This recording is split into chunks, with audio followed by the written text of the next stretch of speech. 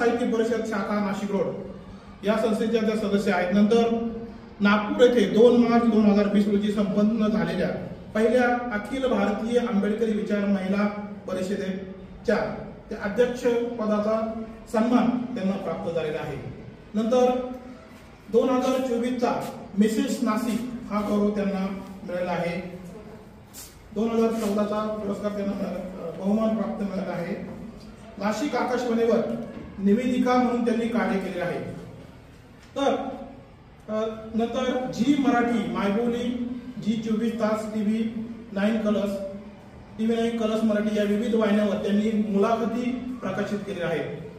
चित्रलेखा या महाराष्ट्रातील अग्रगणी साप्ताहिकाने महिला सबलीकरण व युवा या जनजागृतीच्या कार्यासंदर्भात दखल घेऊन जून 2018 मध्ये त्यांची मुलाखत प्रसिद्ध केली आहे. नंतर मुक्ता मुंबई विशेषकर त्यांची मुलाखत 2019 साली प्रसिद्ध झाली आहे. तर असा बराच मॅडमचा परिचय आहे. यानंतर विविध जे काही संस्था आहेत त्या संस्थेवर त्या पदाधिकारी म्हणून कार्यरत आहेत. काव्य प्रतिभा विविध बहुउद्देशीय संस्थेच्या त्या संस्थापिका आणि अध्यक्ष आहेत. नंतर साहित्य सखी महिला साहित्यिक मंच नाशिक यांच्या संस्थापिका अध्यक्ष आहेत. माणुसकीची शाळा या अभिनव अभियानातील कार्यकर्ते आणि शिक्षक आहेत. डॉक्टर बाबासाहेब आंबेडकर राज्यव्यापी सामाजिक साहित्यिक संस्था बुलढाणा शाखेच्या त्या नाशिक जिल्हाध्यक्ष आहेत. नंतर वृत्तपत्र आहे. वृत्तपत्रातील त्यांचं लेखन आहे. यामध्ये दैनिक सकाळमध्ये अंतना या सदरात साप्ताहिक लेखन मॅडमने केले. असे अनेक लेखन या ठिकाणी आहेत. निवडक गोष्टी तुम्हाला मी सांगतो. नंतर प्रकाशित झालेले काही पुस्तक आहे. पहिलं आहे अक्षराचं दाण. 2010 मध्ये हे पुस्तक प्रकाशित झाले आहे. तर 2010 मध्ये प्रकाशित झाले असे यामध्ये अक्षराचं दाण काव्यसंग्रह आहे. मी अरुणा बोलते असे 14 पुस्तकं या ठिकाणी काय प्रकाशित झाले आहेत. नंतर काळोखाला दूर सारून या पुस्तकास विविध पुरस्कार प्राप्त झाले. काळोखाला दूर सारून यामध्ये बुलढाणा येथील उस्मावती भीमराव जाधव राज्य साहित्य पुरस्कार या पुस्तकाला मिळाला आहे. तर असे 8 पुरस्कार या पुस्तकाला मिळाले आहेत. यानंतर अक्षराचं दान या काव्यसंग्रहास प्राप्त पुरस्कार काय आहेत. यामध्ये लोककवी वामनदादा कर्डक राज्यस्तरीय पुरस्कार नाशिक 2011 साली मिळाला आहे. यानंतर जे विचार परत जाऊ वैचारिक संपादित लेखन संग्रह मॅडमने केलेला आहे. एकूण सामाजिक साहित्य पुरस्कार कार्याबद्दल पुरस्कार काही भेटले या कार्यामध्ये.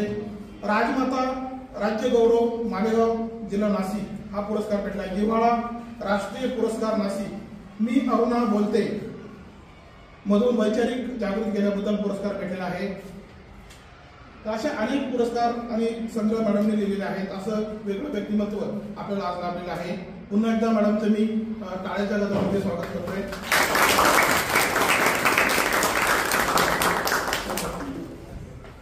धन्यवाद सर. अतिशय तोलामोलाचे व्यक्तिमत्व आज आपल्याला इथे लाभलेले आहे. मॅडमचं कार्यही खरंच खूप महान आहे. यानंतर मी आपल्या महाविद्यालयाचे आदरणीय प्राचार्य तावडे सर यांना विनंती करते की त्यांनी मॅडमचा सत्कार करायचा.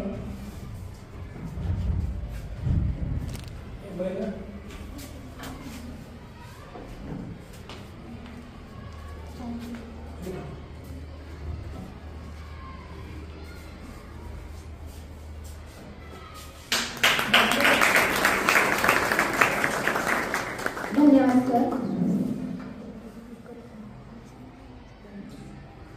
यानंतर त्यांचे सहकारी निकम सर यांचाही सत्कार आदरणीय प्राचार्यांच्या सन्मानी करायचा आहे.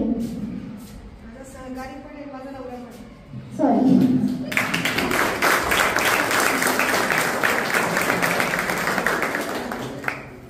धन्यवाद सर. यानंतर आपण ज्या भाषणाची अतिशय आतुरतेने वाट पाहत आहात अशा मी आजच्या कार्यक्रमाचे प्रमुख पाहुणे यांना विनंती करते की त्यांनी त्यांचे मनोगत व्यक्त करायचे आहे.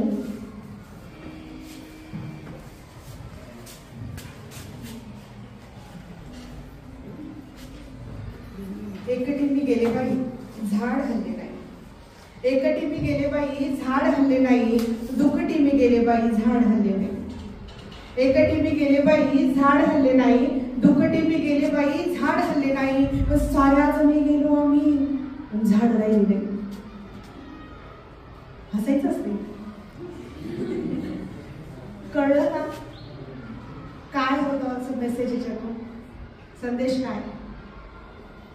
आपण एकत्र आलो तर खूप चांगलं काम करू शकतो. म्हणजे झाडं उपटायचं नाही, झाडं लावली पाहिजे, पर्यावरणाचं संरक्षण. त्याचा फलितार्थ लक्षात घ्या. आपण एकत्रित आलो, एकजूट असलो, एका विचाराने एकत्रित आलो तर खूप चांगलं काम होऊ शकतं.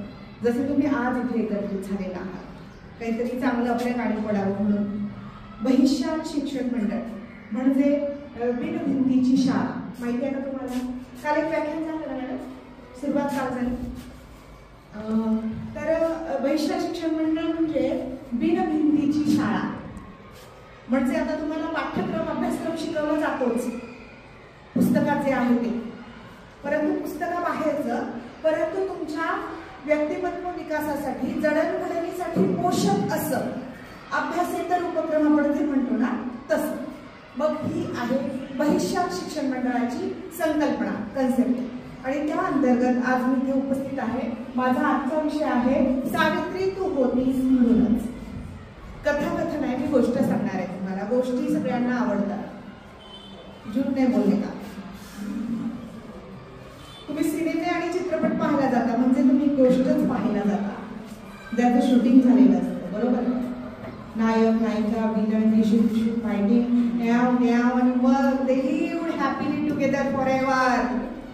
एंड. लहानपणापासून गोष्ट आपल्याला आवडते. आता पुढे चेहरे खुललेत तुमचे असे. आता मी इथे उभं राहण्यापूर्वी पकडून आणून बसवलंय तुम्हाला. आता कुठे चेहऱ्याला नसलेले वाटते. थोडा प्रोटोकॉल ओलांडून मी सुरुवात केली. तर या महाविद्यालयाचे आदरणीय प्राचार्य वावळे सर, तावडे सर, त्यानंतर माझा दीर्घ परिचय करून देणार आहे की मलाच कंटाळा आहे. आपल्याला असं समोर बसवून आपला जर कोणी असा परिचय करून देत असेल तर खूप ऑकवर्ड फील होतं कधी. पण सर खूप छान करून देत होता तुम्ही, पण मी मध्ये थांबवलं तुम्हाला, मला संकोच वाटू लागला.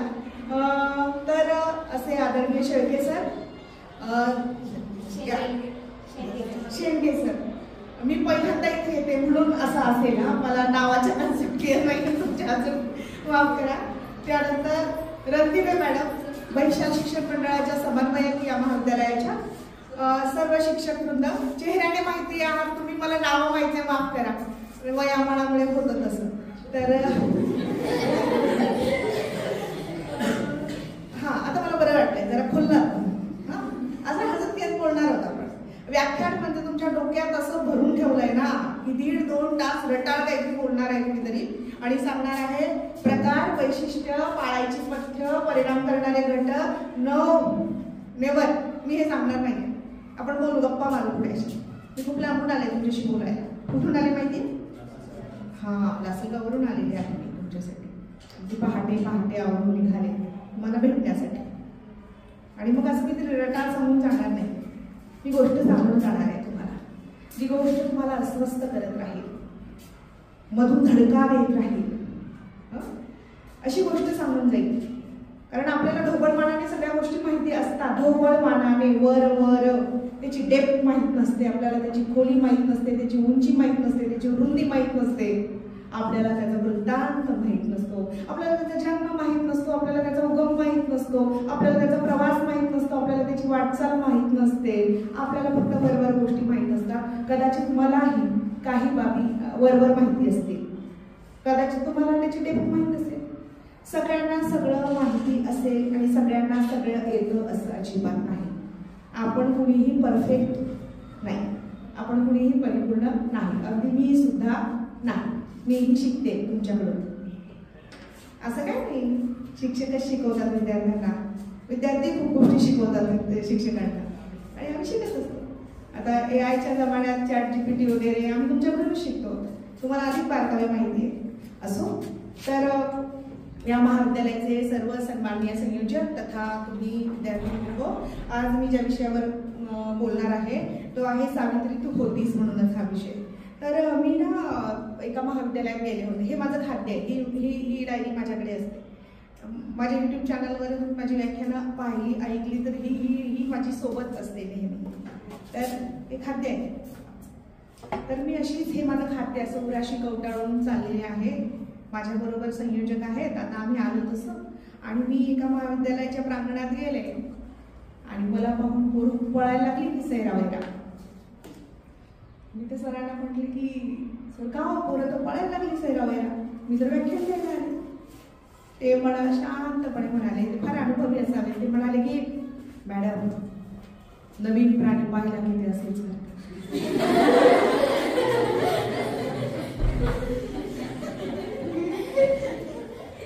आता मी कशाला वाईट वाटून घ्यायचं. वक्ता म्हणजे प्रचंड जिवट आणि चिवट प्राणी असतो, तो बोलल्याशिवाय जात नाही बरोबर. मग मी म्हणाले की मी मनुष्य प्राणी, हरकत काय, मी बोलत जाईल. आणि थोडं पुढे गेल्यानंतर आणखीच होतं पळायला लागली पोरं. म्हणजे तुमच्या मनात जशी भीती असते व्याख्याता, वक्ता, व्याख्यान, भाषण, त्यांच्या डोक्यात असेल ते पळायला लागले तिकडे तिकडे. मी म्हटलं सर आता परत आणखी वेगाने पळायला लागलेत मला बघून. ते म्हणाले मॅडम काही काळजी करू नका, या महाविद्यालयाला 2च गेट आहेत म्हणाले. एक गेट आम्ही कायम कडी लावून बंद केलेला आहे आणि दुसऱ्या गेट जवळ आम्ही जाडजूड चांगले 2-3 प्राध्यापक उभे केले. मला तुमच्या कॉलेजचं गेट खूप आवडलं. छोटंच आहे, एकच आहे बघा. अशा कॉलेजमध्ये व्याख्यानाला जा, मजा येईल. पोरांना बाहेर पडता येत नाही. असं आहे. अशा खूप गमती जमती या सगळ्या प्रवासात महाराष्ट्रभर फिरताना खूप गमती जमती. मी सांगेन ओघाने जसे संदर्भ येतील तसे सांगेन. तर तसं बघा म्हणजे आपण हसलो या गोष्टीवर, पण मला वाटतं की हा विनोद जरा आपण गंभीरपणे घ्यायला पाहिजे. काही वक्त्यांनी असंही भाषणाची कन्सेप्ट बनवली आहे, काहीतरी सांगून जातात असं रटा. विद्यार्थ्यांचा सहभाग पण पाहिजे त्याच्यात, विद्यार्थ्यांची हितगुज पाहिजे, तुम्हालाही बोलण्याचं स्वातंत्र्य पाहिजे. आधीच तुमचे प्राचार्य आणि तुमचे मान्यवर शिक्षक समोर बसलेले असतात आणि तुम्ही बेदरलेले असतात, घाबरलेले असतात, हालचाल करायची की नाही. तर तसं नको, थोडं मोकळं वातावरण पाहिजे ना. आपल्याकडे एक प्राथमिक शाळेत आपण सुविचार अनुभवलेला आहे, वाचलेला आहे, लिहिलेला आहे. हसा खेळा पण ते कळलं पाहिजे आपल्याला. आमची ना नाहीये, तुम्ही हसा खेळा, बागडण्याचंच वय आहे तुमचं आणि तसे बागडत नसाल तर यू आर ॲबनॉर्मल. ज्या वयात जे करायचं ते झालं पाहिजे, म्हणजे ते नॉर्मलच ना आहे. माझा मुलगा 4थीत होता आणि तो त्याच्या बाईंनी मला बोलवलं आणि सांगितलं हा फार खोड्या करतो. तर काय मॅडम म्हणजे मॅडम हा फार खोड्या करतो म्हणे, हसतो, गमती करतो, खूप खेळतो, उड्या मारतो सारख्या. म्हटलं असंच करतो ना, नॉर्मल आहे माझा पोरगा. हे केलं नसतं तर मला काळजी वाटली असती की माझा पोरगा नॉर्मल आहे की काय. ज्या वयात जे करायचं ते तो करतो आहे. तर तुम्हाला पण मर्यादा पाहिजे, पण कशी हसा खेळा पण शिस्त पाळा अशा टाईपची. आता काय होतंय, आपलं जेव्हा व्यक्तिमत्व घडतं तेव्हा आपण खूप ऐकलं पाहिजे, पण आपण ऐकत नाही. घरातल्यांचं ऐकत नाही तर दुसऱ्यांची भाषा काय ऐकणार. आपण ऐकलं पाहिजे, जे दिसेल ते स्वाहा करा. मी तर म्हणते अशा लोकांची पण भाषण ऐकावी जी ऐकू नये, म्हणजे आपल्याला कळेल पुढे की हे ऐकायचं नसतं, ते पुन्हा आले तर आपल्याला पुढे जायचंय. नकारात्मक सकारात्मक दोन्ही अनुभव घेतले पाहिजे. येतात ते आयुष्य जगताना मग गंमत कळत जाते. सारी सुखच वाटायला आल्यानंतर दुःखाचं मोल कळणार नाही आणि जगण्याचं पण मोल कळणार नाही. मी तर नेहमी एक वाक्य म्हणते की आयुष्यात आव्हानं आहेत, संकट आहेत, म्हणून जगण्यात मजा आहे. नसती तर किती रटाळ झालं असतं ना. चॅलेंज असेल ना, परीक्षा आहे, अभ्यास करायचा आहे, परत पुढच्या वर्षी पास व्हायचंय, अभ्यास करायचा आहे, नोकरी शोधायची, लग्न करायचंय, पोरी पाहिजे, त्याच्यावर मुलं बाळ, नंतर पुढच्या जबाबदाऱ्या आणि सगळं छान दे रे हरी खाटल्यावर मिळालं असतं तर काय मजा होती का जगण्यात. सांगा ना मला. अजिबातच नाही. नको ते उद्योग सुचतात. तर तुमचं हे जडणघडणीचं वय आहे, ऐकत चला, स्वाहा करत चला. पण अलीकडे काय झालंय की सुनाना हर कोई चाहता है, सुनना कोई नहीं चाहता. मला खूप भारी वाटते, तुम्ही ऐकायला आलेत ना. सुनाना हर कोई चाहता है, सुनना कोई नहीं चाहता. माझा एक, माझ्या हातात माईक, माझाच एक, असं काहीतरी सूत्र झालंय. तर आपण आज सावित्रीबाईंचा सगळा प्रवास उलगडून घेणार आहोत. सावित्रीबाईंचा प्रवास जाणून घेणार आहोत. आपण कोणत्या विद्यापीठात शिकतो? मला इतका आनंद वाटला असताना तिथे सावित्रीबाईंचा पण फोटो असता, कारण आमचा विषय पण होता आणि आपल्या विद्यापीठाचं नावही सावित्रीबाई फुले पुणे विद्यापीठ असं आहे. असो, तर सावित्रीबाईंना माझ्या कवितेतून, शब्दातून मी अभिवादन करेन. माझ्या कवितेतून, कवितेचे शीर्षक आहे सावित्री तू होतीस म्हणूनच. सावित्री तू होतीस म्हणूनच. सावित्री तू होतीस म्हणूनच स्त्रीची चूल अडकून ही चौकट मोडली. सावित्री तू होतीस म्हणूनच. सावित्री तू होतीस म्हणूनच प्रथांची ही प्रेत तू जमिनीत गाडलीस. सावित्री तू होतीस म्हणूनच. सावित्री तू होतीस म्हणूनच स्त्रीनं प्रत्येक लढाई आजपर्यंत जिंकली. आणि सावित्री तू होतीस म्हणूनच शिक्षणाची दार खुली झाली आणि आज दगडांची ही फुले झाली. आणि आज दगडांची ही फुले झाली. दगडच होतो की आपण.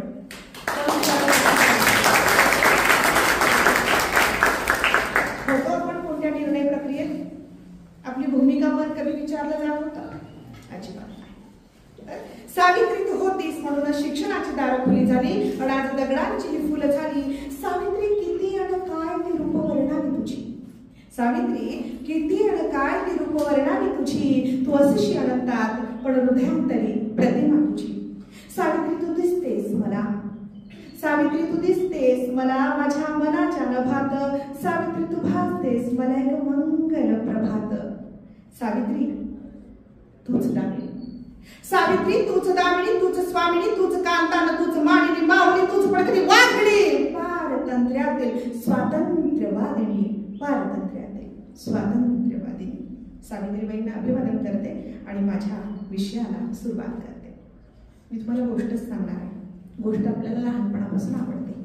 आता मी काही शब्द उच्चारणार आणि पुढचे शब्द तुम्ही उच्चारणार. पुढच्या अर्ध्या ओळी तुम्ही उच्चारणार. अजिबात कुठला संकोच शरम न बाळगता. तुम्ही छोटी छोटी बाळं आहात असं समजा आणि मी तुमच्या बालवाडीच्या बाई आहे समजा. सगळ्यांनीच ना. एक होता, ही गोष्ट ऐकली ना सगळ्यांनी. लहानपणी ही गोष्ट कंपल्सरी होती. कंपल्सरी इंग्लिश कंपल्सरी इंग्लिश आहे ना, त्याची फार भीती वाटते आपल्याला. तर ही गोष्ट ऐकली आहे सगळ्यांनी. कोणती? एक होता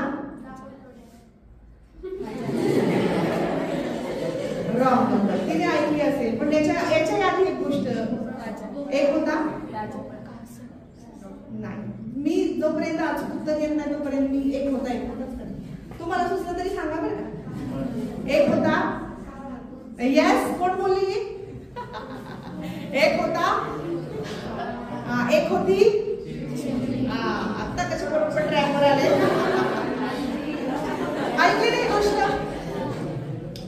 ही तुमच्या आजीने तुमच्या आईला सांगितली, तुमच्या बाबांना सांगितली, तुमच्या बाबांनी तुम्हाला सांगितली. तुम्ही कदाचित तुमच्या बाळांना सांगाल की ट्विंकल ट्विंकल लिटिल स्टार करता काय नाही. तर पिढ्या बदललाय. एक होता. एक होती. कावळ्याचं घर होतं. चिमणीचं घर होतं. एक दिवस काय झालं? नुसतं पाऊस आला. जोराचा पाऊस आला आणि मग तो कुठे गेला? तिला काय म्हणाला? मग ती काय म्हणाली? अशी हसत हसत बोलली. इतकं छान नाही बोलली ती. इतकी छान बोलली ती. ठाम माझ्या बाळाला अंघोळ घालते. आणि मग थोड्या वेळाने परत म्हणतो तो. मग ती काय म्हणते? पावडर लावायचं मग खाऊ घालायचं ती. आलो की आपण एक प्रवास करून आलो, परत मागे जाऊन आलो आपण. तर गोष्ट अशी आवडली. आता ही गोष्ट कधीतरी जाधव मॅडम व्याख्यानात विचारणार आहे म्हणून तुम्ही पाठ केली का रोज? ती तुमच्या विनिवेद जाणीवेद घट्ट रुतून बसली आहे बरोबर. तुमच्या बरोबरच ती मोठी झाली. तुमच्या बरोबरच ती मोठी झाली आणि गोष्टीचं असं आपल्याला आकर्षण असतं. म्हणून मी आज तुम्हाला गोष्टी रूपातच सांगणार आहे. जर व्याख्यान विख्यान काय नाही. छानपैकी गोष्टी सांगणार आहे आणि तुम्हाला काही आठवलं मध्ये तर तुम्ही हात वर करा आणि मला सांगा मॅडम हे मला बोलायचंय.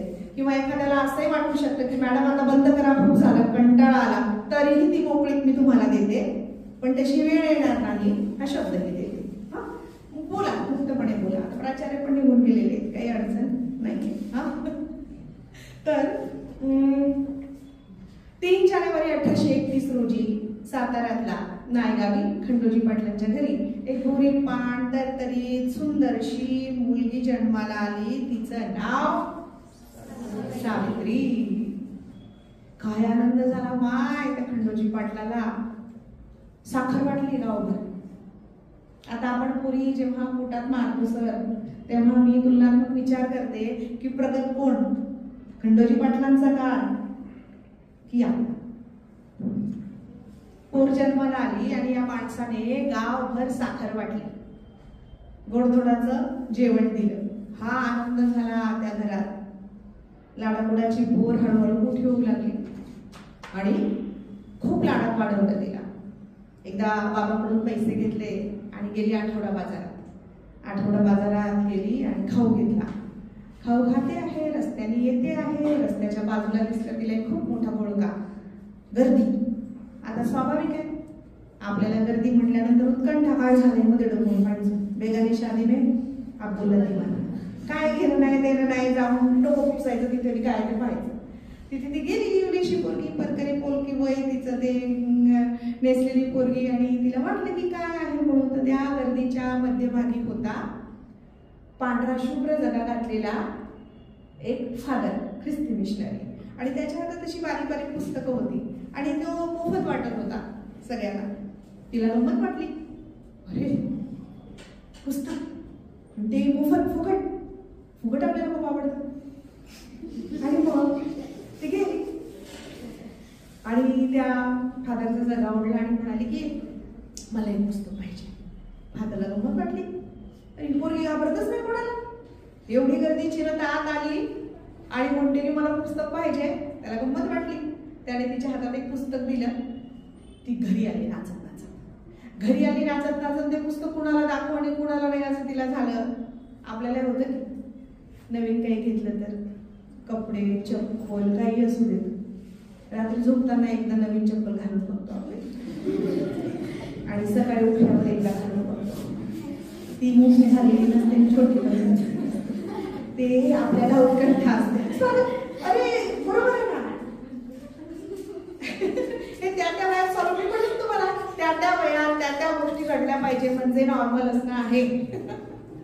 एक ठराविक काळ उठून गेला वयाचा टप्पा की या गोष्टी वाटत नाही. हा, तर असो ती आली घरी आणि कुणाला दाखवून कुणाला नाही असं तिला झालं. नाचत नाचत घरी आली आणि अंगणात कोण दिसले, अंगणात दिसले बाबा खंडोजी पाटील बसलेले खाटावर. बाबा बाबा बघा ना मी काय आणले, बाबा बघा तरी मी काय आणले. बाबांनी तिच्याकडे एक दृष्टीची टाकला, तळपायची आलेली मस्तकात. अहो बाबा बघा ना काय आणले, मला पुस्तक मिळालंय. बाबा उठले, दान दान दान पावलं टाकत तिच्या समोर आले आणि एक जळजळीत कटाक्ष तिच्याकडे टाकला. पुस्तक हातातून हिसकावलं, उकिरड्यावर फेकलं आणि काय म्हणाले माहितीये, ते म्हणाले पुन्हा अशा गोष्टी घरात आणशील तर याद राख. त्या 7-8 वर्षाच्या पोरीला कळायच ना आम्ही काय प्रीत केलंय बा, की बाबांना राग यावा. का बरं बाबांना राग आला असेल, काय वाटतं तुम्हाला? एक तर मोफत मिळाले, एक पैसा खर्च केला नाहीये, त्यात लाडकी लेक आहे, तिच्यावर रागवण्याचं हे काही कारण होतं का? हातात पुस्तक दिसलं आणि मग फेकून दिलं. हा, आता तुमची भूमिका सुरू होते इथे. आता तुमच्या पोटात चेंडू टाकलाय मी, असं मख्ख बसून नाही राहायचं, बोलायचं. दोन्हीकडून झालं पाहिजे की नाही संभाषण. हा अगदी बोल बाळा, त्यांना काहीच येत नाही, तू बोल. मुलींना शिक्षण, हा पुढचा प्रश्न आपण निर्माण होतो, का नव्हतं?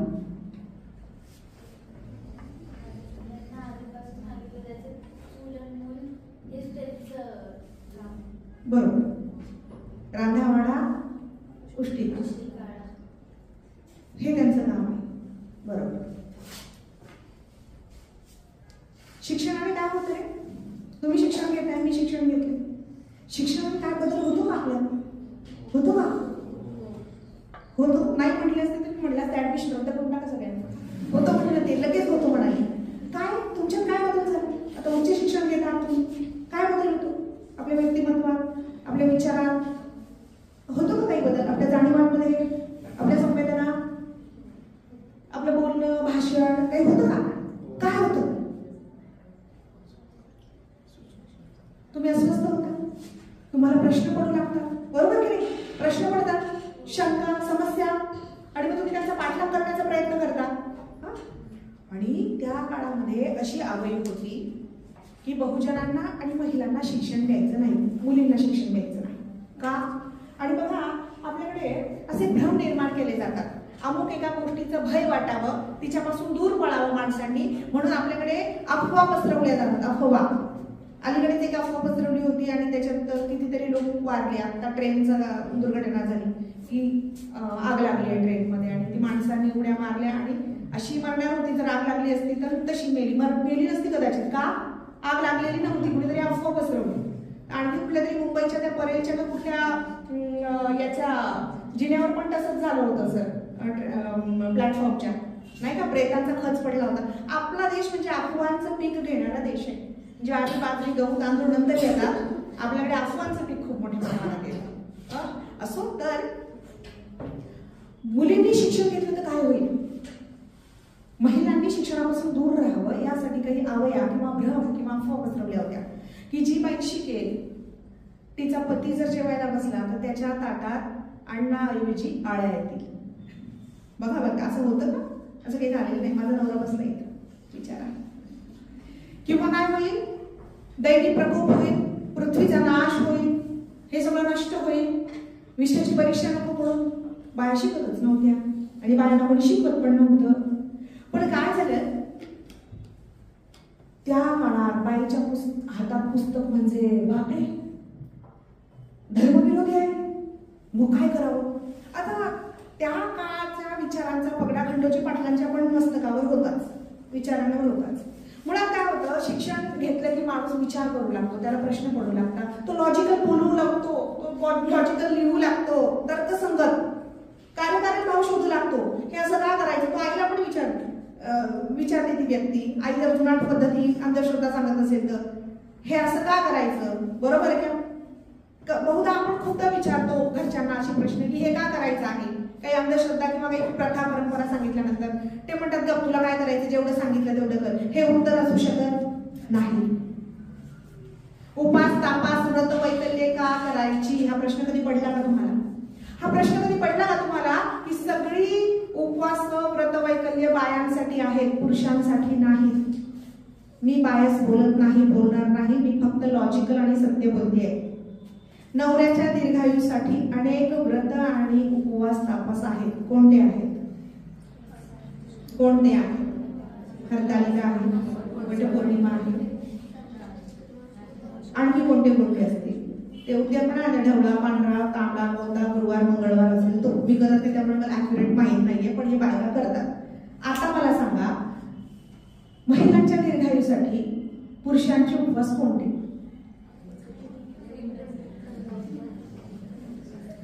बॉल त्यांच्या कोर्टात आहे आता. थांबा, त्यांना टोलवले.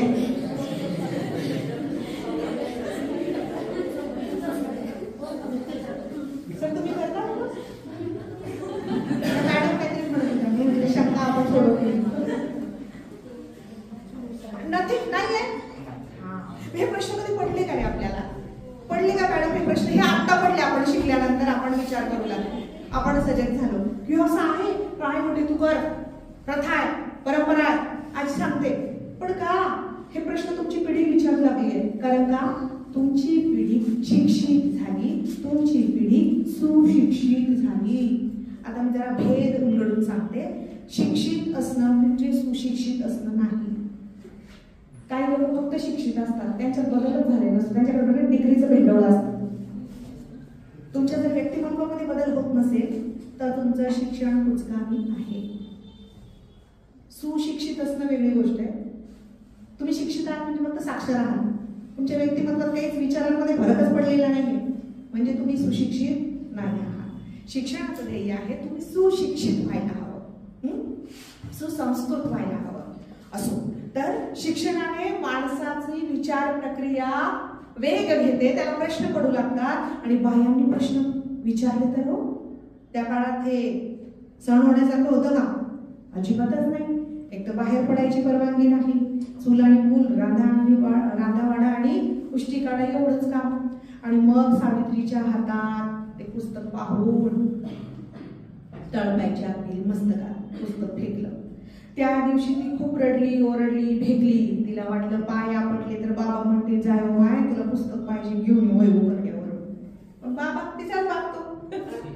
ते म्हणले पुस्तक मिळणार नाही म्हणजे नाही, तुला काय हवं ते सांग, पुस्तक मिळणार नाही. म्हणजे बघा ना स्त्री शिक्षणाविषयी किती भयंकर विरोध असेल त्या काळामध्ये. तर त्या दिवशी सगळे जेवले आणि झोपी गेले. सावित्रीला झोप काही येईना. तिच्या डोळ्यापुढे काय पुस्तक फिरत होतं. सगळे झोपले, जेवले, ती त्या दिवशी जेवली नाही. इमोशनल ब्लॅकमेलिंग तुम्ही करता तसं. हे नाही मिळालं तर मी ते करेल, ते नाही मिळालं तर मी असं करेन. मग तिला म्हटलं जेवले नाही तर बाबा म्हणते लुट माय पुस्तक पाहिजे घेऊन येऊ क्रीड्यावरून किंवा मी आणून देतो. मग त्या दिवशी सगळे झोपी गेले. सावित्रीला झोप काही येईना, डोळे हे सुजलेले, सगळे झोपी गेले, भिजले. ती उठली, हळूच बाहेर आली, मुख्य दरवाजा उघडला, अंगणात आली. अंगणातून कुठे गेली? उकिरड्याकडे गेली. उकिरड्यावरून काय उचललं? पुस्तक उचललं. पुस्तक तिच्या परकराच्या ओच्यात लपवलं. घरात आली आणि घरात आल्यानंतर तिने अडगळ शोधली. अडगळ पूर्वीची घरं पाचडाची असायची, लाकडाची छपरं असायची. आणि मग तिने काय केलं? पुस्तकाची केली सुरळी आणि ठेवली अडगळीत खोचून. येता जाता पाहायची, पण पुस्तक हातात घेण्याची परवानगी, मुभा, स्वातंत्र्य त्या काळात बाईला नव्हतं, तसं सावित्रीला पण नव्हतं. सावित्री गेली एकदा सवंगड्यांसोबत आमराईत गेली आणि तिथं खेळता खेळता तिचं लक्ष गेलं एका झाडाकडं लक्ष केलं आणि त्या झाडावर पांढरी शुभ्र अंडी होती. आणि त्या पांढऱ्या शुभ्र अंड्यांच्या बाजूला होता एक फणा उगारलेला नाग. सगळ्या पोरांनी ते पाहिलं. पोरांची खंबेरी उडाली, पोरं घाबरली आणि पोरांनी धूम ठोकली गावाकडं. नाग आहे तिथं. सावित्री जागची हल्ली नाही. 8 वय असेल तिचं, 8 वर्ष वय असेल तिचं. सावित्री जागची हल्ली नाही. तिच्या डोक्यात विचार फिरू लागले. ती वेगळीच होती. बाळाचे पाय पाळण्यात दिसतात. काही लोक जन्मतः वेगळी असतात, खूप वेगळ्या अंगाने घडतात. ती जन्मतः वेगळी असतात, काही देणगी असते त्यांना निसर्गाने दिलेली. सावित्री जागची हल्ली नाही आणि म्हणजे या अंड्यांना हा नाग खाणार, म्हणजे त्या पक्ष्यांवर अन्याय. हा अन्याय मी होऊ देणार नाही. मग तिने काय करावं? जवळच एक अणुकुचीदार दगड पडलेला होता. तो दगड तिनं उचलला आणि धरला आणि त्या नागाला मारून फेकला. आता नागाला तो दगड लागल्यानंतर तो काही स्वस्त बसणार आहे होय? तो सरसर करत खाली आला, तिच्या जवळ आला, तिच्या दिशेने येऊ लागला. तिच्या डोळ्यात लाग.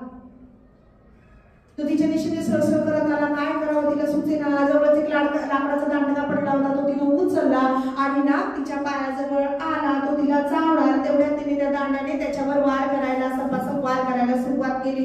दांड वार करत होते. मी तोंडाने म्हणत होती सोकावलास होय, गरीब पक्ष्यांची अंडी खातोस, काशी परत. आणि मग इतकेच जोरजोरात वार तिने केले की तो गतप्राण होऊन पडला तिच्या पायाजवळ.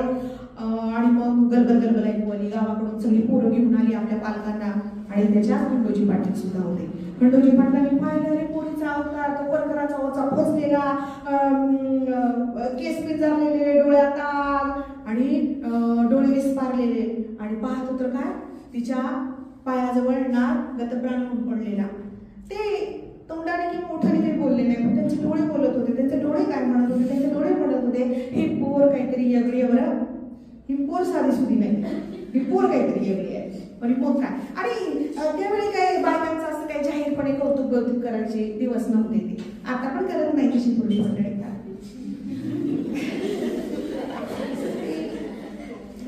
काय बोलले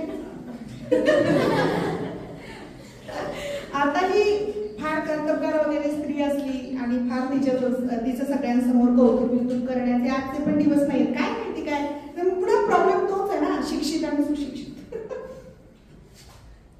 मानसशास्त्राचे अभ्यास करतो. या सगळ्या आहेत त्या गोष्टी मला वाटतं त्याच्यात अभ्यासायला की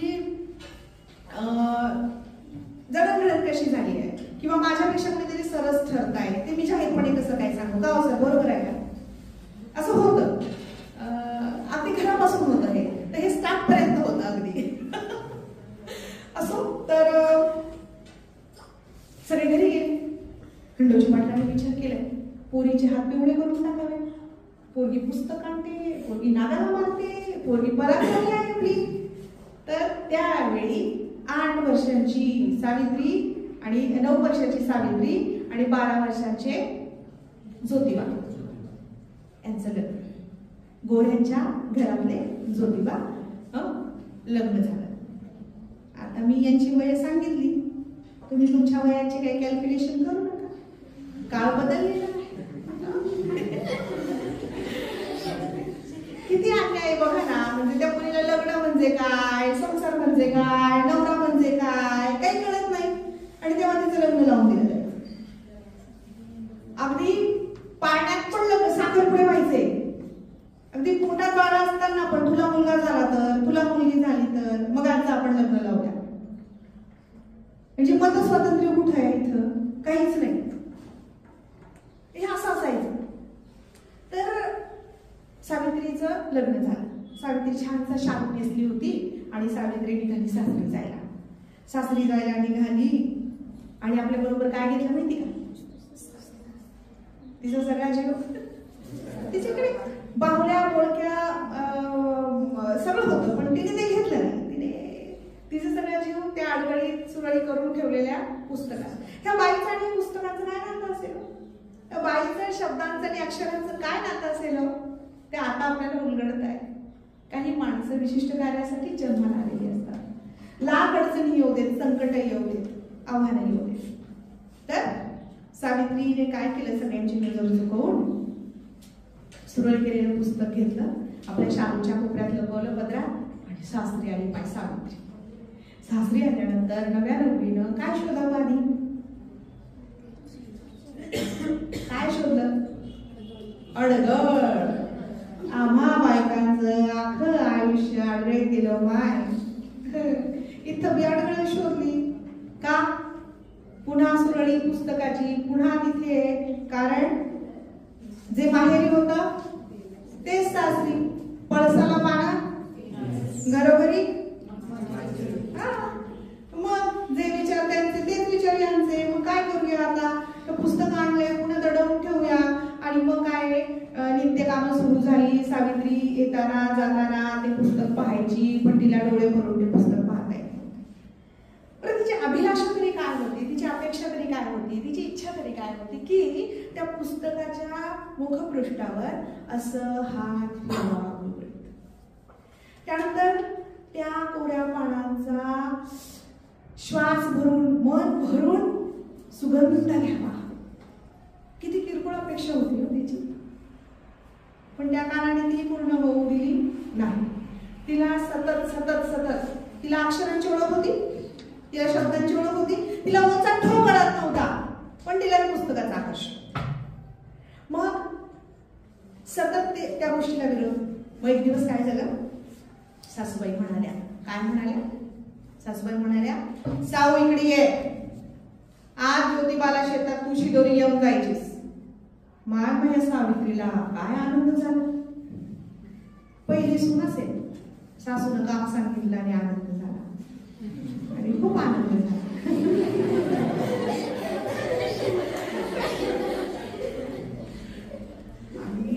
म्हणजे सासूला वाटत की मी काम सांगितलं बघ तुला आणि सून म्हणते बघ कामच करते आता. आणि मग काय केलं तर टोपली घेतली. टोपलीमध्ये भाकर, भाकर, भाजी, भाकर, पुस्तक. काय हळूहळू तुला सासूबाईंना कळू शकत. त्यावर पुन्हा शिदोरी बांधण्यासाठी जी वापरतात, धुडकं, धडूट, उपरणं, काय म्हणतात तुमच्याकडे?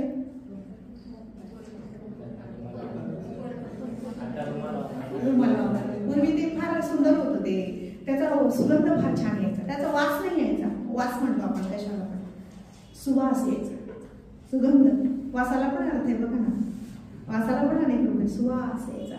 वास म्हणजे दररोज पण नसू शकतो, वाईट वास. ते त्याला मी वेगवेगळ्या ठिकाणी जाते तेव्हा विचारते की तुमच्याकडे काय म्हणतात ते शिदोरी न्यायच्या कपड्याला, कारण तर तुमची विचार प्रक्रिया पण सुरू झाली पाहिजे ना रे. लेक्चरला जसे बसतात ऐकतात, तिकडून तिकडे गेले वारे नळी फुंकले सोनारे असं व्हायला नको.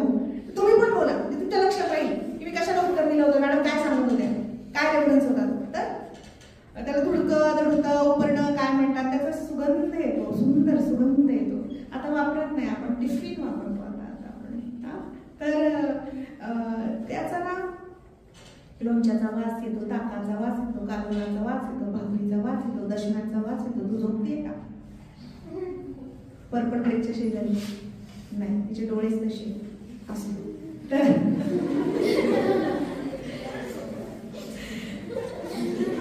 रितेश देशमुख म्हणतो ना, याला सर्फ लावून धुवून टाक. सर्फ लावलं तरी त्याचा वास सुगंध जात नाही बरं, असं आहे ते. नित्यक्रमात त्याला वापरतात ना, रोज वापरतात त्या शिदोरी बांधण्यासाठी. तर तिला उशिरा झोप कळला. काही लोक लेट करंट असतात, काही कालचा ग्रुप पण आठवतो, अरे असं होतं वय झालं का जायचं पुढे, जायचं बघ ना, मध्येच काही पण आठवू शकतं की थोडा वेळ घे. तर ती गेली शिदोरी घेऊन डोक्यावर. आता पुस्तक घेऊन चालली आहे, धाड धाड धाड धाड काळाचे ठोके वाजू लागले. आता काय, जन्माचा जोडीदार ज्योतिबाचे म्हणून ते होईल. आता ज्योतिबाने पण बाबांसारखं पुस्तक दिलं फेकून, मग काय करायचं? किती अस्वस्थ असेल. त्या येवल्याच्या पोरीला बघा काय कळतंय, काय आकर्षण आहे त्या पुस्तकाचं. आमच्याकडे ग्रंथालय आहेत मॅडम, कुठे फिरकत नाही. खरंय का कुठे का जात नाही? अरे साधे वर्तमानपत्र तरी वाचा, आजचा पेपर तरी वाचा. पुस्तकं नंतरची अपेक्षा आहे, त्या रुची लागली वाचनाची की तुम्ही ते आपसूक वाचा. वृत्तपत्र तरी पाहायचा, फ्रंट पेज पहा, फारही अपेक्षा करत नाही, फक्त फ्रंट पेज पहा. काय मोठ्या घडामोडी घडल्या राष्ट्रीय आंतरराष्ट्रीय पातळीवर. आम्हाला त्या अलर्जी. पण आपली ग्रंथालय पण मॅडम अशी फार जंगलात असतात, तिथं खूप लांब असतात. ती इतकी अडचण आहे, बोटीतून जावं लागतं कधी गोळीबार होत असतो तिकडे, त्रास होतो. कसं करणार नाही एवढ्याला? अहो ना, आम्ही चुकीच्या ठिकाणी ग्रंथालय वाचनालय. अरे फार सोपं आहे, हेच वय आहे तुमचं. वाचनातलं व्यासंग, अभिरुची वाढते, नवीन गोष्टी कळतात, कशी जडणघडण होते. तर फिरतच जा कधीतरी, आणि मग रोज जा गोडीला असो. तर सावित्रीनं डोक्यावर शिदोरी घेतलेली आणि ज्योतिबा आले हात धुतला जेवणासाठी. तिनं भाकरी वाढली, जेवायला म्हटलं, आणि पहिलाच घास ज्योतिबा घेणार तेवढ्यात तिनं भाकरी घालून पुस्तक काढलं. धाड धाड धाड काळजाचे ठोके, अस्वस्थ आहे प्रचंड. काय होईल बाई, काय बोलतोय ज्योतिबा आता? आणि मग हातातला घास हातातच. ज्योतिबांनी पाहिलं, एक नजर पुस्तकाकडे, एक नजर तिच्याकडे. म्हटलं, काय ग साऊ, शिकायचं तुला? तू म्हटलंस पुस्तक, अक्षर गिरवशील, शब्द गिरवशील. अगं सांग. मोठा श्वास घेऊन साऊ म्हणाली, हो हो शेठजी, हो, मी अक्षर गिरवणार, मी शब्द गिरवणार. आणि त्यावेळी भारतातली पहिली मुलगी शिकली, पहिली बाई शिकली. ज्योतिबांनी शेतातल्या शेतातल्या मातीच्या पाटीवर काळीच्या लेखणीनं सावित्रीबाईंना क ख ग गिरवायला शिकवलं, अक्षरांची ओळख करून दिली. ही भारतातली पहिली महिला क्रांतिज्योती,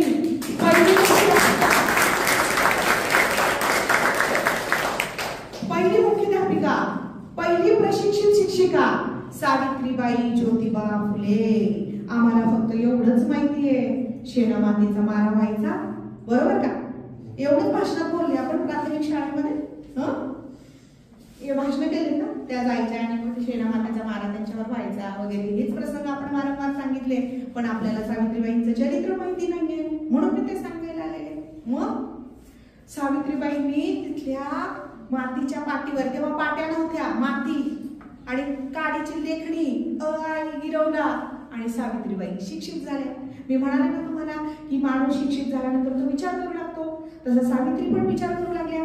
सावित्रीबाई म्हणाल्या मी शिक्षित झाले हो शेठजी. त्या शेठजी म्हणायच्या नवऱ्याला, ज्योतिबांना, आणि ज्योतिबा त्यांना काय म्हणायची माहिती? बाई म्हणायचे, बाई म्हणायचे. किती छान आहे ना नातं. अहो जाऊ करायचे.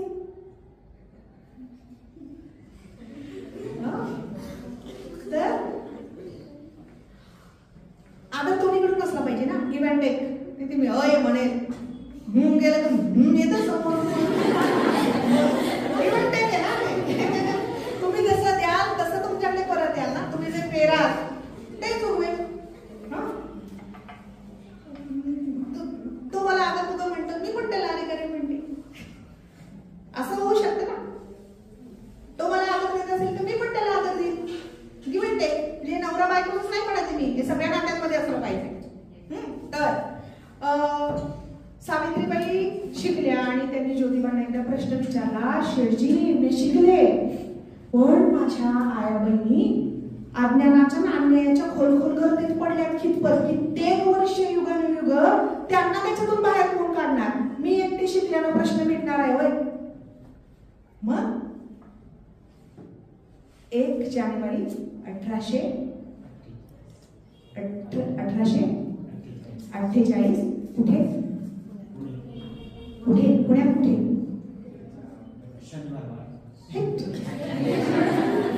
हा गेला कशाकडे? इथे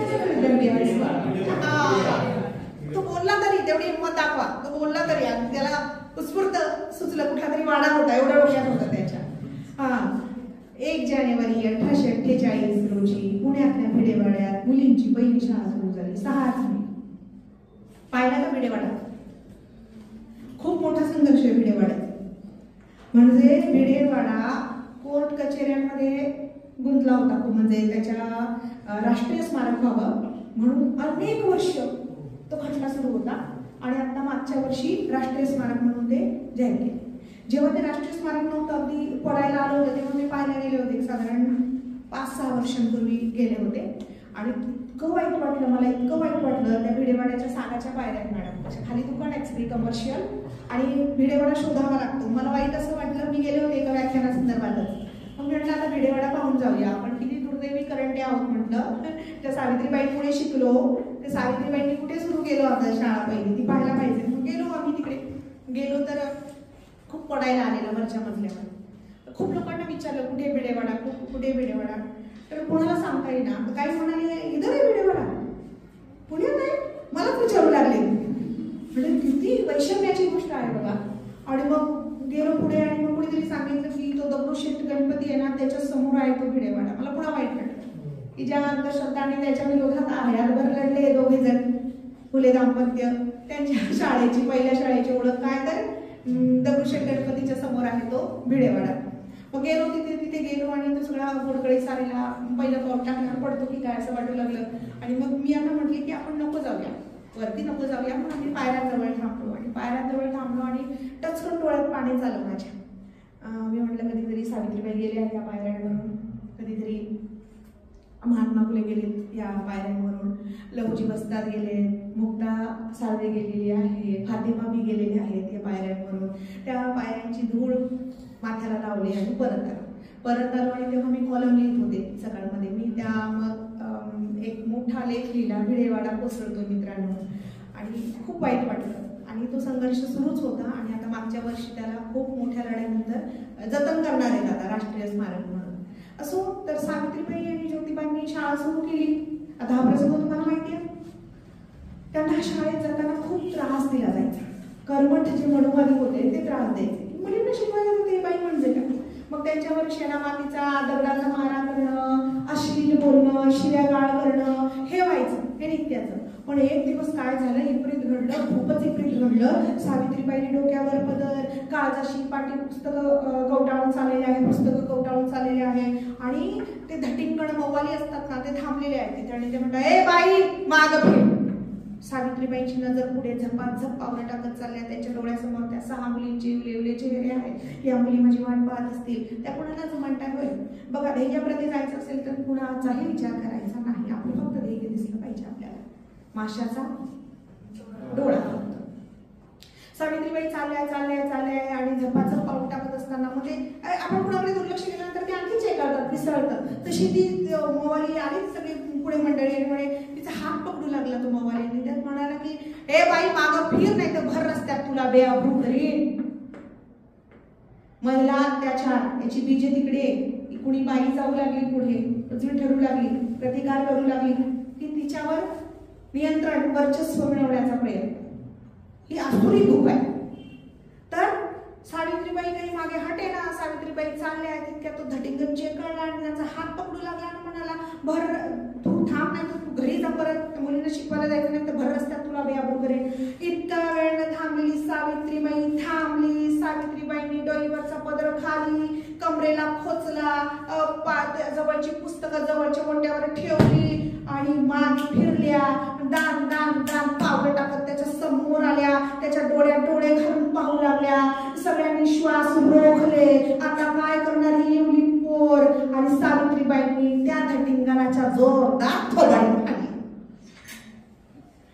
आणि मग ही बाई, एखादी बाई असं करू शकते असं कोणाच्या गावी नव्हतं. आणि मग त्या धटिंगणाच्या थोबाडीत मारल्यानंतर सावित्रीबाई काही घरी गेल्या होय. सावित्रीबाईंनी पुन्हा डोईवर पदर घेतला. आपली पुस्तकं काळजाशी कवटाळली. दान दान पावलं टाकत पुन्हा त्वेषाने त्या शाळेत पोहोचल्या. त्या पोरींना शिकवलं. सायंकाळी घरी आल्या. तोपर्यंत पूर्ण पुण्यात बबरा झालेला. काय त्या माळ्याच्या पोरीनं त्या धटिंगणाच्या थोबाडीत हाडलं. आणि मग सावित्रीबाईंशी कुणीच बोले ना घरी आल्यानंतर. कसं असतं, आपल्याशी कुणीच बोलत नाहीये, बहिष्कृत केलंय. घडलंय का? किती घालमेल होती चित्ताची. माणूस समाजशील प्राणी आहे.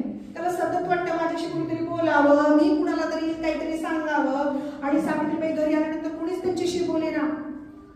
मी काही चूक केली होय? सावित्रीबाईंनाच प्रश्न. मी माझी आबरू वाचवण्यासाठी हे केलं. मी त्याला धडा शिकवला. पुन्हा तो माझ्यात काय कुणाच्याच वाटायला जाणार नाही. रोज रोज रोज पिडत होता. आज त्याला धडा शिकवला. आणि मग सगळ्या पुण्यात चर्चा. आणि सावित्रीबाईंच्या माघारी सगळी गरुड मंडळी आली तिथे आणि म्हणली कोणाला? गोविंदराव बोलले, अरे तुझ्या लेकानं आणि सुनेनं जी काही थेरं लावली म्हणे पोरींना शिक्षित करण्याची आणि बहुजनांना ती बंद कर, नाहीतर तुझ्यावर आम्ही तुला वाळी टाकू, तुझ्यावर बहिष्कार टाकू. आता गोविंदराव पण जुन्या विचारांचे आणि कुणालाही समाजात राहणं आवडतं. बहिष्कृत नको, वेगळं नको. मग हे सगळं तंग वातावरण झालं. कुणीच त्यांच्याशी बोले ना, कुणीच नाही. खूप घालमेल वाढलेली चिंताची. मी काय चूक केली? अरे मला भूषण द्या, भूषण द्या, चांगलं बोला, वाईट बोला, पण काय झालं ते बोला तरी कुणीच बोले ना. आणि अशा वेळेला एक हात त्यांच्या खांद्यावर येतो, तो काळोख चिरत, तो अंधार चिरत एक हात त्यांच्या खांद्यावर येतो आणि त्या पाठोपाठ एक सुंदर वाक्य येतं सर. एका नवऱ्यानं एका बाईसाठी उच्चारलेलं, एका पुरुषानं एका स्त्रीसाठी उच्चारलेलं. कोणतं वाक्य होतं माहितीये का? ऐकायचं? अशीच वाघासारखी जग. काय म्हणाले ज्योतिबा? अशीच वाघासारखी जग.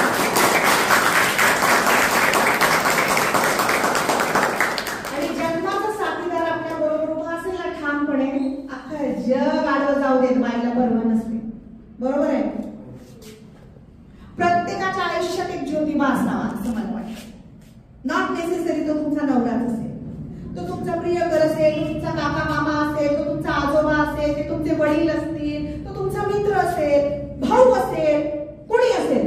एक ज्योतिबा तुमच्या आयुष्यात असला पाहिजे. माझा ज्योतिबा मी बरोबर घेऊन जाईल. घरापासून सुरुवात करेल. हो, घरापासून सुरुवात करा, नाहीतर लोका शिकवी ब्रह्मज्ञान आणि स्वतः कोरडे पाषाण असं राहायला नको. तर आपल्या घरापासून सुरुवात करा बदलाची. आपलं कसं ये बदलेगा वो बदलेगा और फिर देश बदलेगा असं नसतं. हम बदलेंगे तो देश बदलेगा. पण आपण काय करतो, स्वतःला काउंटच करत नाही त्यात. आपण शेजारच्यापासून सुरुवात करतो. तुम्ही तुम्ही तुम्ही तुम्ही आणि तू रे तू कोण आहे स्वतः नको बदलायला. मग आपण बदलाची सुरुवात स्वतःपासून करूया.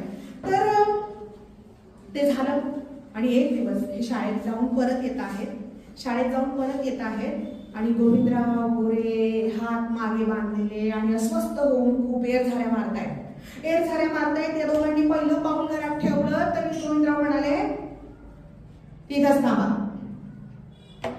मध्ये पाऊल टाकायचं. 2 पर्याय तुमच्या पुढे ठेवतो, त्यातला एक पर्याय निवडायचा. एक तर घर सोडायचं, नाही तर समाज कार्य सोडायचं. काय पर्याय निवडला असेल काय? आपल्यासारखे नव्हते ते. खायला प्यायला राहायला छान, कशाला घर सोडायचं. त्यांनी मनाची तयारी ठेवली होती, कधीतरी ही वेळ आपल्यावर येईल. नेसत्या वस्त्रांशी त्यांनी आपलं घर सोडलं आणि स्वतःच्या संसारावर तुळशीपत्र ठेवलं आणि समाजाचा संसार सुरू केला. चंद्रमौली झोपडीत. तुम्हाला माहिती का, ज्योतिबा फुले प्रचंड हुशार होते, बुद्धिमान होते, पहिलवान होते आणि पुण्यातला 1 नंबरचे त्यावेळी इंजिनियर होते. पुण्यात त्यांनी बांधलेले अनेक पूल आहेत. आजही पहा जाऊन पुण्याचा इतिहास. पुण्याचे मुख्य अधिकारी पण राहिले एकेकाळी कलेक्टर लेवलला. फुल्यांचा इतिहास आपल्याला माहित नाही. ते म्हणतात बुद्धीने तुम्ही दणकट असलाच पाहिजे, पण शरीराने पण दणकट असलं पाहिजे. ते अंगात नाही जीव आणि दुसऱ्यांना देतोय धमकी नाही. तुमचा प्रभाव टोटली पडला पाहिजे, बुद्धीने पण पडला पाहिजे आणि शारीरिक दृष्टीने पण पडला पाहिजे. फिट राहा मानसिक पण आणि शारीरिक, असं ज्योतिबा सांगतात. ज्योतिबाचा संदेश आहे हा, त्यांच्या स्वतःच्या जीवन प्रणालीवरून आपल्याला हे दिसतं. तर एक दिवस ज्योतिबा बाहेर गेलेले आहेत. ते आले. सावित्रीबाईंचा चेहरा प्रचंड मलूल, नाराज, खूप नाराज. जुन्या गोधडीला टाके घालत बसल्या. सावित्रीबाईंनी काही काळ गोधड्या सुद्धा शिवल्या. निर्वाहासाठी लक्षात घ्या, जया अंगी मोठेपणा तया यादा ना कठीण, पण आपल्याला ढोबळपणाने सगळं माहीत असतं. सावित्रीबाईंनी गोधडीला टाके घालत होत्या आणि ज्योतिबा आले. ज्योतिबा म्हटले की काय हो बाई एवढा नाराज चेहरा, मी सकाळी घराबाहेर पडलो तेव्हा चांगल्या हसत बोलत होत्या, काय झालं? खूप जोराने सावित्रीबाई रडायला लागल्या. ज्योतिबांना कळेच ना काय झालं. अश्रू पुसा, काय झालं मला सांगा, कुणी काही बोललं का, कुणी आलं होतं का, काय झालं मला कळू द्या. सावित्रीबाईंनी डोळे पुसले आणि सांगितलं सकाळी कचरा टाकायला कचराकुंडीवर गेले होते आणि तिथे नुकतंच जन्मानं आलेलं एवढंसं अर्भक कुणीतरी टाकलं होतं आणि त्या अर्भकाची लचकी कुत्रे तोडत होते म्हणाले. शेठजी त्या अर्भकाला त्या बाळाला कोणी टाकलं? त्या बाळाचे आई बाबा कुठे गेले? का कुत्र्यांचं खाद्य म्हणून त्याला तिथे टाकलं असावं? तिच्या आई बाबांना काळजी नाही आणि त्या रडायला लागल्या. ज्योतिबांनी घट्ट डोळे पिळले, दीर्घ श्वास घेतला आणि पुढे बोलू लागले, बाई समाज स्त्रीला धड जगू दे न म्हणू दे. मग त्यांनी जरट बालविवाह या पद्धती सांगितल्या. त्यांचा गोवंडे नावाचा मित्र होता, त्याच्या बहिणीबरोबर घडलेली गोष्ट सांगितली. पूर्वी बालाजरट विवाह होता, माहिती तुम्हाला? बालाजरट विवाह म्हणजे अलीकडे काकस्पर्श सारखे सिनेमे तुम्ही पाहिले किंवा ती मालिका पाहिली का उंच माझा जोगा रमाबाईंची? बालाजरट विवाह म्हणजे ती लहान नसायची खूप आणि तिच्या काका मामा आजोबाच्या वयाचा असेल अशा पुरुषाबरोबर तिचं लग्न लावून दिलं जायचं.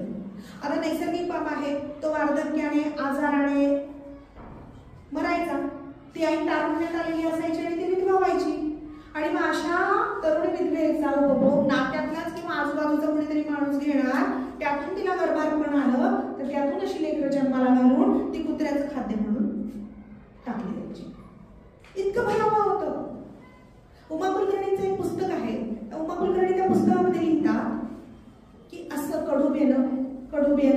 जन्माला आलं की ती बाळंती खाटेवर असायची. पूर्वी बाळंतींना खाटेवरच ठेवायचं.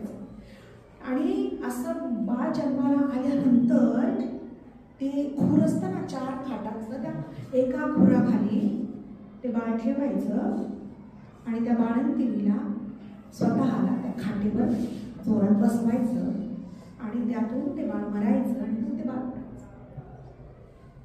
इतक्या भयावह गोष्टी आहे, आपल्याला माहीत नाहीये म्हणून अज्ञानात सुख आहे असं आपण मानतो, पण इतक्या भयावह गोष्टी आहेत ह्या. प्रत्येक वेळी बाईचा बळी. मग त्या बाळाचा काय दोष? त्याची हत्या करणार. सावित्रीबाईंनी डोळे पुसले आणि ज्योतिबांना म्हणाल्या की शेठजी आता याच्या पुढे आपण हे असं होऊ द्यायचं नाही. पहाटे मध्यरात्री निघायचे कंदील घेऊन. हे कुणी असं अर्धं बाळ टाकलंय का? त्याला आसरा देणार. 1852 मध्ये त्यांनी आपल्या राहत्या घरात बाल हत्या प्रतिबंध गृह आणि विधवा आश्रम सुरू केला. कुणी या, आम्ही तुमचं नाव ओपन करणार नाही, सांगणार नाही कुणाला. कुणी या, गुप्तपणे बाळंत होऊन जा आमच्या घरात, बाळांना सांभाळून. स्वतःच्या घरावरच पाठी लावली. कुणी या आणि गुप्तपणे बाळंत होऊन जा. बाल हत्या प्रतिबंध गृह आणि विधवा आश्रम सुरू केला. हे आपल्याला माहिती आहे का? सावित्रीबाई ज्योतिबा किती मोठी आहेत हे आपल्याला माहिती आहे. आणि मग कंदील घेऊन निघायचे. असेच एका मध्यरात्री निघाले. एक पांढऱ्या रंगाची आकृती पुलावरून जीवदान खाली नदी उडी मारणार. आणि सावित्रीबाईंनी कंदिलाच्या प्रकाशात पाहिलं आणि जीवाच्या आकांताने त्या सुसाट वेगाने धावत सुटल्या. ती बाई उडी मारणार पुलावरून. तितक्यात तिचा दंड पकडला, तिला मागे खेचलं, तिला दादा हलवलं. बाई काय करतेस तू, तुला कळतंय का? तिच्याकडे नीट निरखून पाहिलं. ती 9 महिन्याची गर्भार होती. ती बाई ब्राह्मण स्त्री काशीबाई. इतिहासात लिहिलेलं आहे सगळं. काशीबाई रडू लागली. काशीबाईला घरी आणलं. सावित्रीबाईंनी काही दिवसांमध्ये तिचं बाळंतपण झालं. तिला एक गोड आणि गोंडस मुलगा झाला. त्याचं नाव यशवंत. ह्या यशवंताला सावित्रीबाईंनी ज्योतिबांनी दत्तक घेतलं, वाढवलं, घडवलं, डॉक्टर केलं आणि त्याचा मिश्र विवाह लावून दिला लक्ष्मी ससाने बरोबर. आणि ह्याच यशवंताने प्लेगची साथ आली तेव्हा खूप मोठं मोलाचं काम केलं. ज्या प्लेगच्या साथीत सावित्रीबाई गेल्या. आता प्रेम कसं असावं? आता तुमचं वय आहे ना, हे वय, हे वय मोरपंखी वय.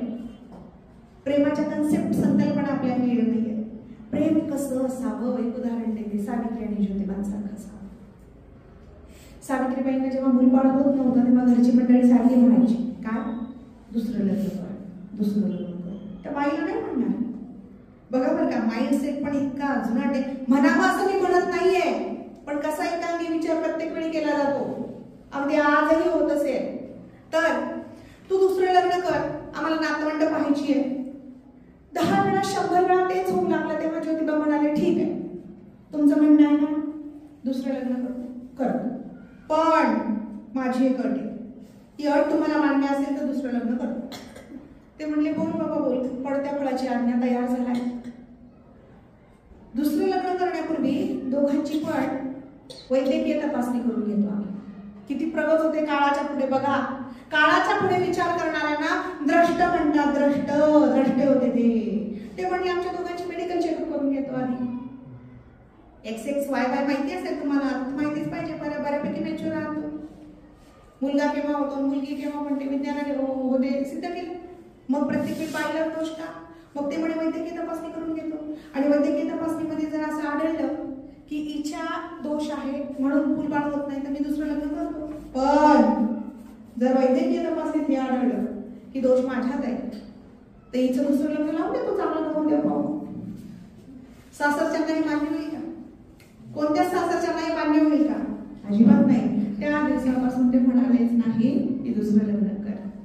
हे प्रेम, हे निरातिशय प्रेम आहे.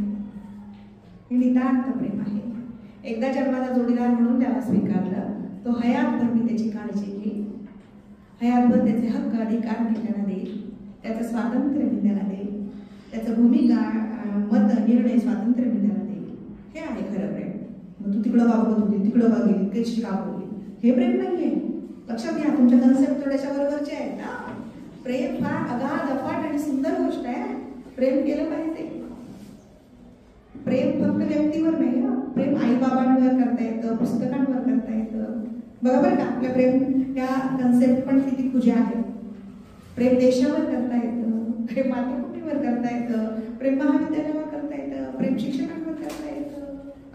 हे आहे प्रेम. असो तर सावित्रीबाई बाई आणि ज्योतिबांनी असं उत्तर दिल्यानंतर त्यांना पुन्हा कोणी म्हटलंच नाही की लग्न कर म्हणून, दुसरं लग्न कर म्हणून. 1897 पुण्यात खूप मोठी प्लेगची साथ आली होती. तत्पूर्वी ज्योतिबा पक्षाघाताच्या झटक्याने गेले. त्यांना लकवा पॅरालिसिसचा अटॅक आला आणि त्यात ते गेले.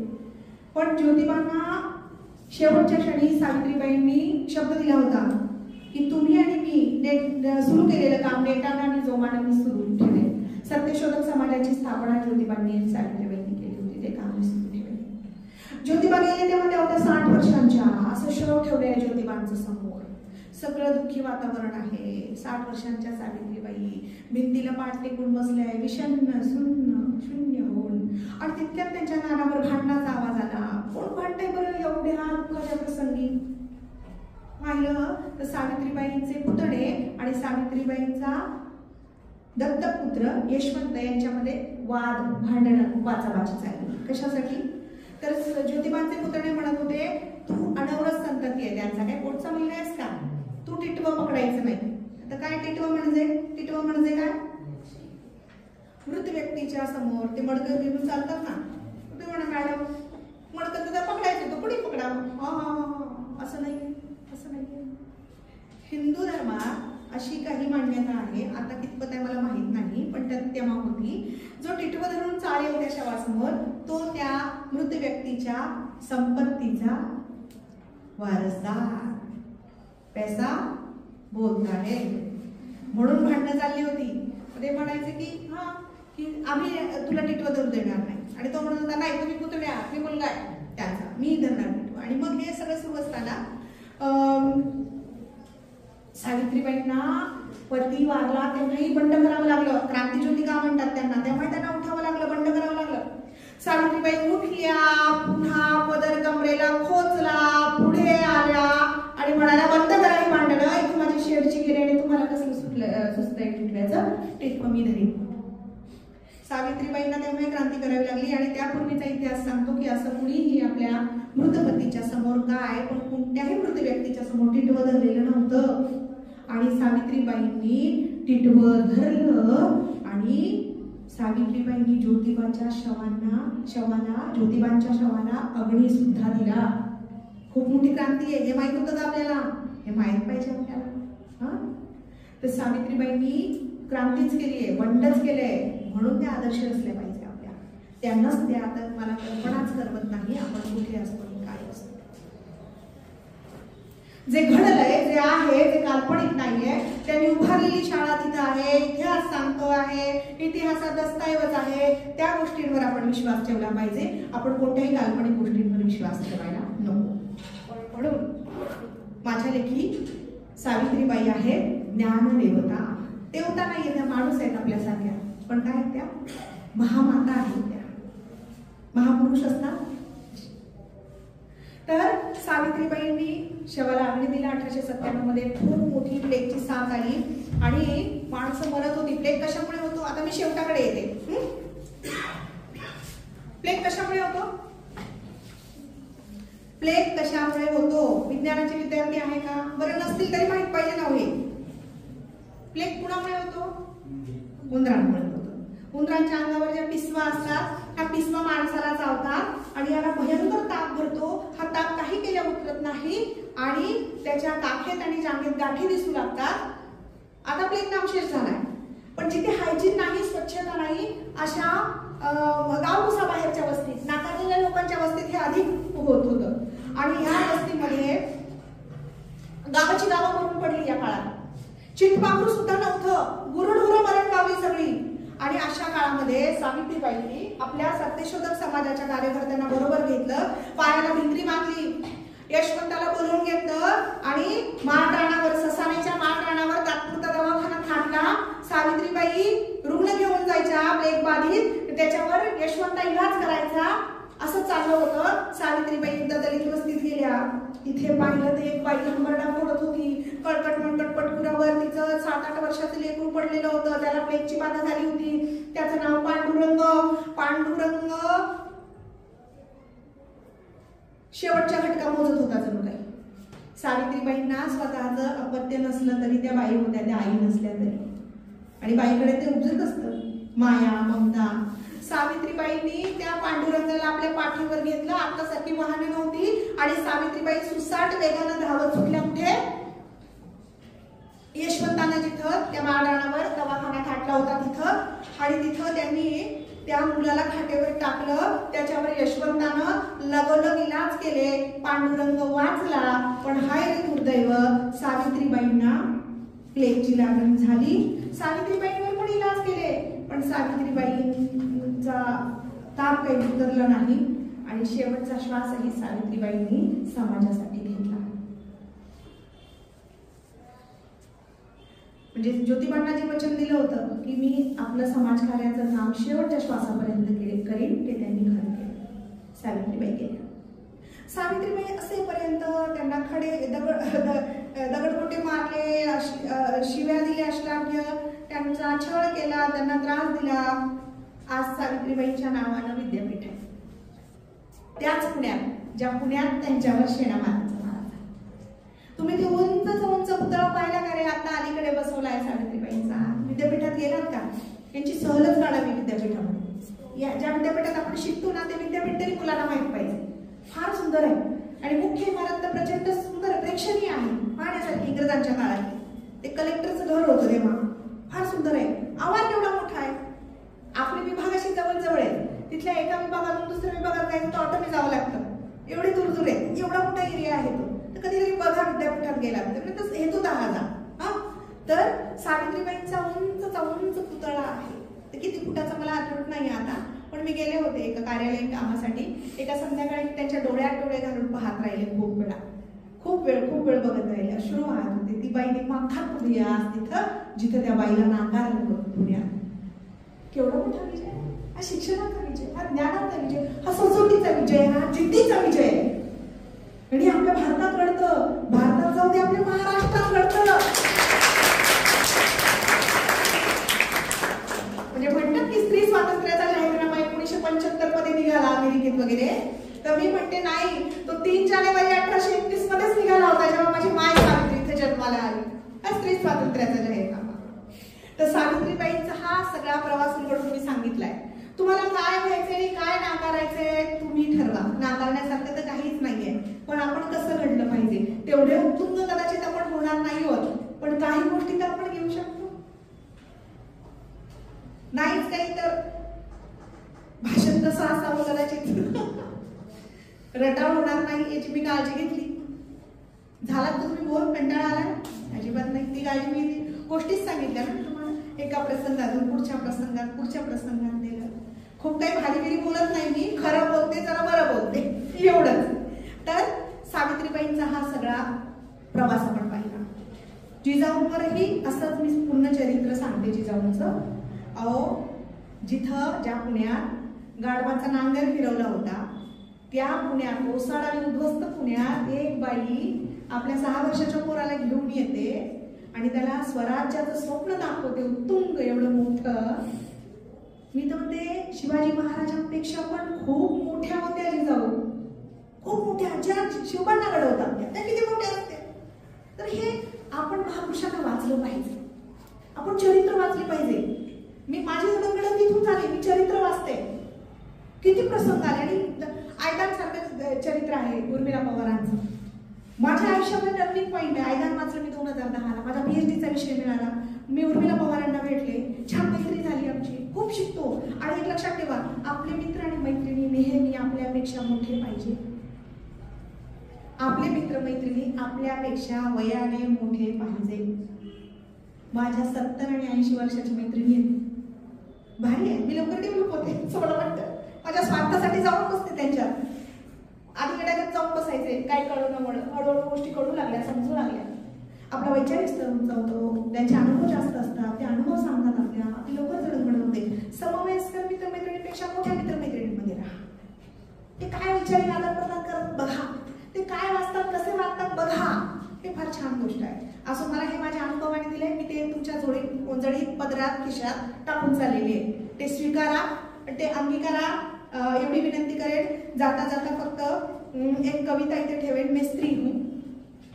माहिती असेल तुम्हाला, वैभव गुप्ता यांची गाजलेली कविता आहे, मैं स्त्री हूँ मैं नारी हूँ.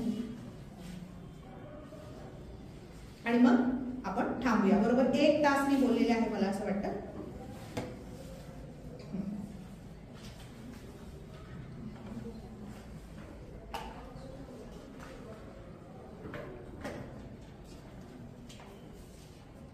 मैं स्त्री हूँ मैं नारी हूँ या कवितेचं औचित्य का, तर मी सावित्रीबाईंवर बोललेले आहे आणि सावित्री तू होतीस म्हणून या कवितेने सुरुवात केली आणि पुन्हा एका स्त्रीवादी कवितेने त्याचा समारोप करते. मैं स्त्री हूँ मैं नारी हूँ मैं कली हूँ फुलवारी हूँ. मैं स्त्री हूँ मैं नारी हूँ मैं कली हूँ फुलवारी हूँ. मैं दर्शन हूँ मैं दर्पण हूँ मैं नाज हूँ मैं गर्जन हूँ. मैं बेटी हूँ मैं माता हूँ. मैं बेटी हूँ मैं माता हूँ. मैं बलिदानों की गाथा हूँ. मैं भगवत गीता हूँ. मैं द्रौपदी हूँ सीता हूँ. पुरुषों की इस दुनिया में मुझे कैसी नियति दिखलाई. कभी जुए में हार गए, कभी अग्नि परीक्षा दिलवाई. कलयुग हो या सतयुग हो, इल्जाम मुझे पर आता है. क्यों घनी अंधेरी सड़कों पर चलने में जी घबराता है. मैं डरती हूँ मैं मरती हूँ.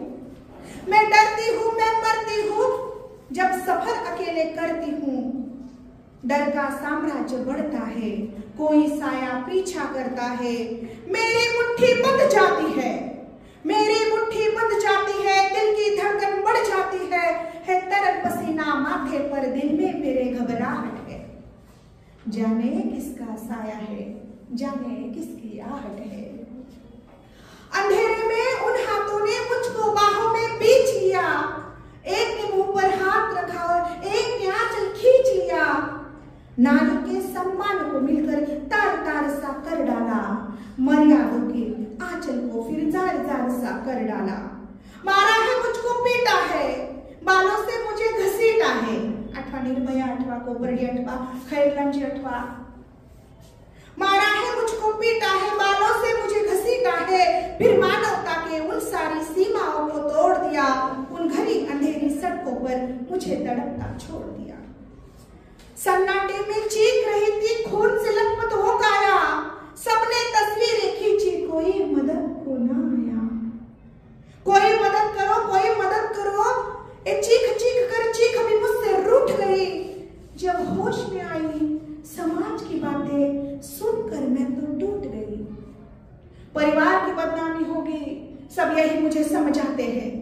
परिवार की बदनामी होगी, सब यही मुझे समझाते हैं. नई उम्र के लड़के हैं, थोड़े तो बहक ही जाते हैं. अरे भूल जाओ जो हुआ उसे, ये लड़के बच ही जाएंगे. तुम लड़की हो, सारे तुम पर ही प्रश्न उठाएंगे. सब भूल जाओ कहने वालों, सब भूल जाओ कहने वालों. क्या तुम्हें शर्म नहीं आती है? कैसे भूलूं उन रातों को, उन छूटे हाथों को. कैसे भूलूं उन तकलीफों को, कैसे भूलूं उन चीखों को.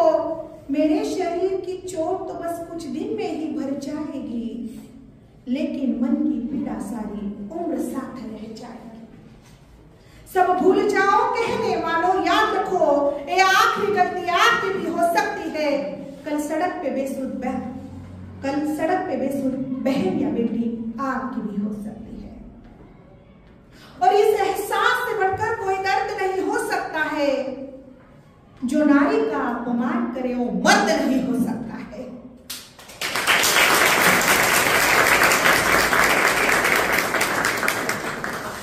जब सजा मौत की लागू होगी सारे दोषी लड़कों पर, फिर कोई लड़की नहीं मिलेगी खून से लथपथ सड़कों पर. तो आओ प्रण लो मेरे साथ और, तो आओ प्रण लो मेरे साथ और ये आवाहन करो. अपनी मर्यादाओं को समझो, नारी का सम्मान करो, नारी का सम्मान करो.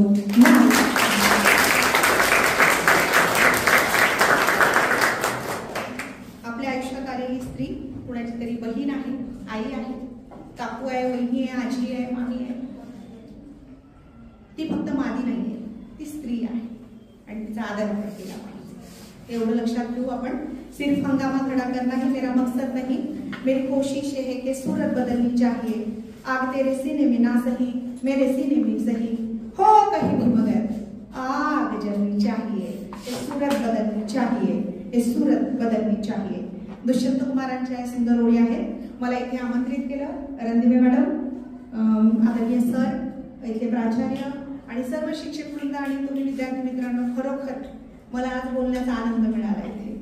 मला वाटतं तुम्ही शिक्षक आहात, खूप छान. म्हणजे तुमच्या चेहऱ्यावरची ना रेश बोलते आमच्याशी. तुमच्या हाताचा पायाचा अंगठा हल्ला तरी तुमच्या मनात काय विचार चालले आता मी बोलत असताना. तुमचे स्माईल, तुमचे डोळे, तुमची चर्या, तुमचे हावभाव सगळं वक्त्याशी बोलत असतं, लक्षात घ्या. म्हणजे तुम्ही प्रेरणा असतात वक्त्यासाठी. तर मला आज खरंच खूप आनंद मिळाला मॅडम. खूप चांगला मला श्रोता दिला तुम्ही. मग सगळ्यांचे आभार मानते. धन्यवाद.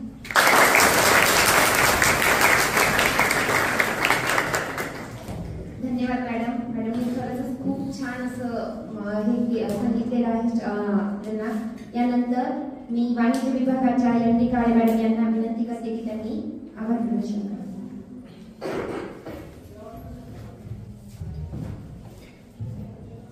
सर्वांना आजचं लेक्चर म्हणण्यापेक्षा गप्पा कशा वाटल्या? आवडल्या सगळ्यांना? एकदा मॅडमसाठी टाळ्या वाजवा. सावित्रीबाई फुले पुणे विद्यापीठ व मराठा विद्याप्रसारक समाजाचे कला वाणिज्य विज्ञान महाविद्यालय सातपूर यांच्या संयुक्त विद्यमाने आपल्या महाविद्यालयात भविष्यात शिक्षण मंडळ व ज्येष्ठ नागरिक सहायता कक्ष अंतर्गत आजच्या कार्यक्रमाचे उद्घाटन झाले. या कार्यक्रमाला प्रमुख पाहुण्या डॉक्टर प्रतिभा संदोर मॅडम यांनी आपल्याला सावित्री होतीस म्हणूनच या विषयावर उत्कृष्ट मार्गदर्शन केले, गप्पा मारल्या, तसेच शिक्षित आणि सुशिक्षित या संकल्पनेचा समर्पक अर्थ समजून सांगितला. शिक्षणाचाही अर्थ त्यांनी समजून सांगितला. याबद्दल महाविद्यालयाच्या वतीने मी मॅडमचे आभार मानते. एकदा टाळ्या वाजवायला. महाविद्यालयाचे प्राचार्य माननीय एस.एस. तावडे सर यांचे मी महाविद्यालयाच्या वतीने आभार मानते. कार्यक्रमाचे आयोजक रणदिवे मॅडम, शेंडगे सर यांचे मी आभार मानते. महाविद्यालयातील सर्व टीचिंग नॉन टीचिंग सहकारी यांचे मी आभार मानते. कार्यक्रमाला उपस्थित सर्व शिस्तप्रिय विद्यार्थी यांचे मी आभार मानते. अध्यक्षांच्या वतीने कार्यक्रम संपला असे जाहीर करतो.